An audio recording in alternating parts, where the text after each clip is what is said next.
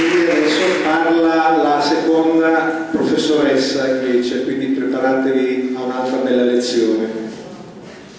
Grazie. No, io innanzitutto vorrei dire che io vorrei intervenire solamente su alcuni passaggi, in realtà sarebbero moltissimi, ma mi metterò anch'io da un punto di vista strettamente giuridico-costituzionale, nel senso che comunque il professor Giannulli ha preso una certa posizione anche politica, mentre io vorrei solamente fare delle precisazioni dal punto di vista strettamente tecnico.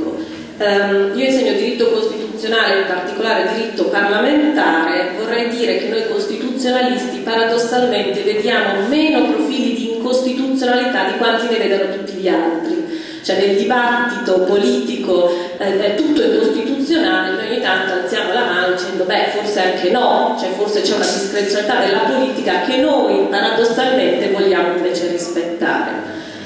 Perché dico questo? Perché noi ci siamo, gran parte della dottrina costituzionalistica si è oltremodo stupita della decisione della Corte Costituzionale. È una decisione, la 1 del 2014, con cui è stata dichiarata l'incostituzionalità di parte della legge elettorale vigente, che comunque ha lasciato una certa perplessità. La prima volta che la Corte ci dice alcune norme di una legge elettorale sono incostituzionali, peraltro superando ostacoli di inammissibilità della questione che vi risparmio. E perché questo? Perché la legge elettorale per definizione è una legge ordinaria, ma quella che più incide sul funzionamento della forma di governo e anche sul funzionamento della forma di governo parlamentare.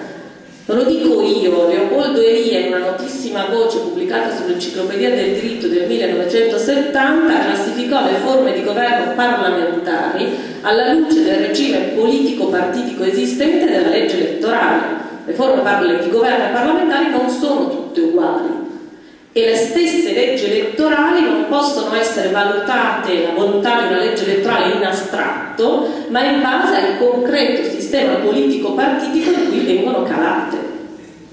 Questo voglio dire, non bisogna dire io preferisco un certo sistema alla luce della realtà concreta in cui calo quel sistema elettorale. Anche il problema del premio di maggioranza è diventato un problema di costituzionalità quando le forze sono diventate 3. Non so se l'onorevole Gianchetti può confermare questa mia interpretazione, ma quando venne approvata la legge 270 del 2005 non è che ci si pose tanto il problema della soglia minima, perché erano 2 le forze. È così. Quindi quello che vorrei dire è che il Parlamento è pienamente legittimato, anche questo Parlamento, a cambiare la legge elettorale, e di discrezionalità politica ne ha ancora molta. Che cosa ci ha detto la Corte Costituzionale? Ci ha detto semplicemente, non voglio banalizzarla, ci ha detto semplicemente che quando viene adottato un sistema elettorale misto, come questo è un sistema proporzionale con premio di maggioranza che diventa anche a doppio turno. Quando viene adottato un sistema elettorale misto, il legislatore deve comunque rimanere coerente rispetto al principio rappresentativo prevalente.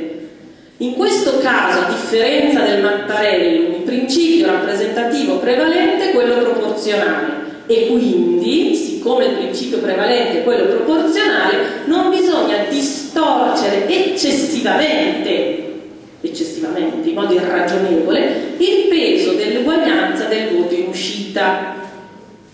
E ne ha tratto quale conseguenza il fatto che solo in questo caso è necessario prevedere una soglia minima per dare il premio di maggioranza. Poi quale sia questa soglia minima lo sceglie il Parlamento. Adesso che uno dica il 35% sì, il 37% no, il 30%, insomma sono discussioni che sceglierà. Per me, non solo per me, il Parlamento decide qual è la soglia ragionevole. Interrompa lei per favore, perché non ho sotto mano l'orologio.